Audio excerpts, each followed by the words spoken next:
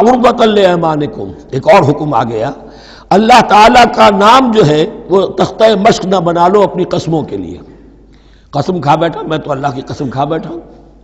اب یہ قسم کھا بیٹھا اس لیے میں یہ کام نہیں کر سکتا، چاہے وہ نیکی کا کام تھا، کسی وقت غصے میں آدمی آ کر قسم کھا بیٹھتا ہے۔ حضرت ابو بکر صدیق نے بھی قسم کھا لی تھی۔ مستح ان کا ایک ایسا تھا مسلمان غریب جس کی وہ مدد کیا کرتے تھے، لیکن مستح بھی جب حضرت عائشہ پر تہمت میں ملوث ہو گیا تو حضرت ابو بکر نے قسم کھا لی کہ یہ بدبخت جس کی میں سرپرستی کرتا رہا یہ بھی میری بیٹی پر تہمت لگانے میں شامل ہو گیا، اب میں اس کی کبھی مدد نہیں کروں گا۔ یہ سورہ نور میں آئے گا، ان سے کہا گیا نہیں ایسا نہ کرو، تم اپنے نیکی کے دروازے کو کیوں بند کرتے ہو؟ قسم کھا لی، قسم کو کھول دو، کفارہ دے دو۔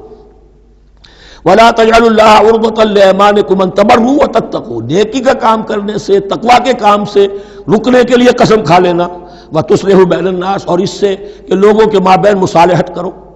اب آپ نے کسی دو بھائیوں کے درمیان جھگڑا تھا، مصالحت کی کوشش کی، آپ کی بات نہیں مانی گئی، اب اللہ کی قسم ہے صاحب اب میں آپ کے معاملے میں دخل نہیں دوں گا، اب میں تو قسم کھا بیٹھا۔ نہیں بھائی، اصلاح بین الناس جو ہے، اصلاح ذات البین، یہ کرتے رہو، اور ایسی قسم کھائی ہے اس کا کفارہ دے دو۔ واللہ سمیع علیم، اور اللہ تعالیٰ سننے والا اور جاننے والا ہے۔ لا یؤاخذکم اللہ باللغو فی ایمانکم، اللہ تعالیٰ مؤاخذہ نہیں کرے گا تم سے جو تم بغیر مقصد کے، بغیر عزم اور ارادے کے قسم کھا بیٹھتے ہو۔ یہ عربوں کا رواج ہے، واللہ باللہ کے بغیر ان کا کوئی جملہ شروع ہی نہیں ہوتا،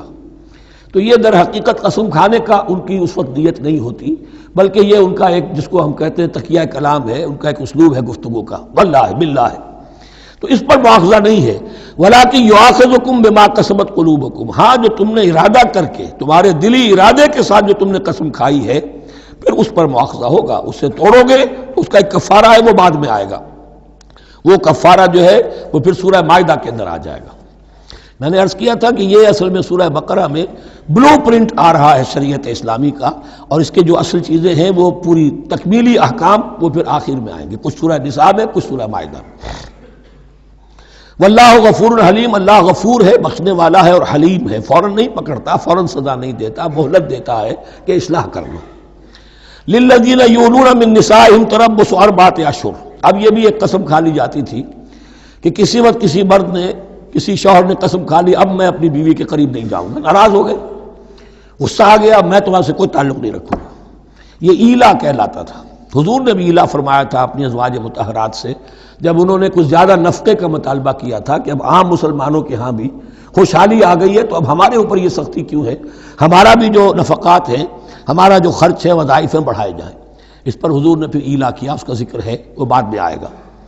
لیکن وہاں عام طور پر لوگ قسم کھا کے بیٹھ جاتے تھے، اب قسم کھا لی ہے، پچھتا بھی رہے، کیا کریں، قسم کھا چکے، اب بیوی کے پاس کیسے جائیں؟ اب وہ بیوی معلق ہے،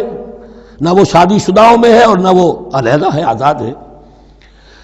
للذین یولون من نسائہم تربص اربعۃ اشہر، 4 مہینے کے لیے تو وہ انتظار کیا جا سکتا ہے۔ فإن فاؤوا، اس دوران میں اگر وہ لوٹے، اپنی قسم کو ختم کرے اور رجوع کر لیں، تعلق زن و شوق قائم کریں، فإن اللہ غفور رحیم، تو اللہ تعالیٰ غفور و رحیم ہے۔ وإن عزموا الطلاق، اور اگر وہ طلاق کا ارادہ کر چکے ہوں کہ واقعتاً اب ان سے سیپریشن ہی ہے، فإن اللہ سمیع علیم، تو اللہ تعالیٰ سننے والا، جاننے والا ہے۔ یعنی یہ کہ 4 مہینے سے زیادہ معلق نہ رکھو کسی کو، یا ادھر یا ادھر، یا فیصلہ کرو اور اسے فارغ کرو، اور یا پھر یہ کہ اپنی وہ قسم ختم کرو اور اس کا جو بھی کفارہ ہے وہ ادا کرو۔ اسی پر غالباً قیاس کیا تھا، بلکہ ساتھ ہی سیرت میں آتا ہے کہ حضرت عمر نے حضرت حفصہ سے پوچھ بھی لیا تھا۔ حالانکہ دیکھیے کہ باپ اور بیٹی کا معاملہ ہو رہا ہے، اور باپ بیٹی سے سوال کر رہا ہے، دین کے معاملے میں حیا اور شرم کی بات نہیں ہوتی۔ ان اللہ لا یستحی ان یضرب مثلا ما بعوضۃ فما فوقها، تو یہ کہ جو لوگ جہاد پر جاتے تھے، کچھ سال بھر گھر واپس نہیں آ رہا، اب ایک طرف تو ان پر مشقت ہے، وہ بیویوں سے دور ہیں، اہل و عیال سے دور ہیں، ادھر عورتیں جو ہیں وہ بغیر شوہروں کے جو وقت گزار رہی ہیں، تو پوچھا کہ کتنا عرصہ تم سمجھتی ہو کہ ایک عورت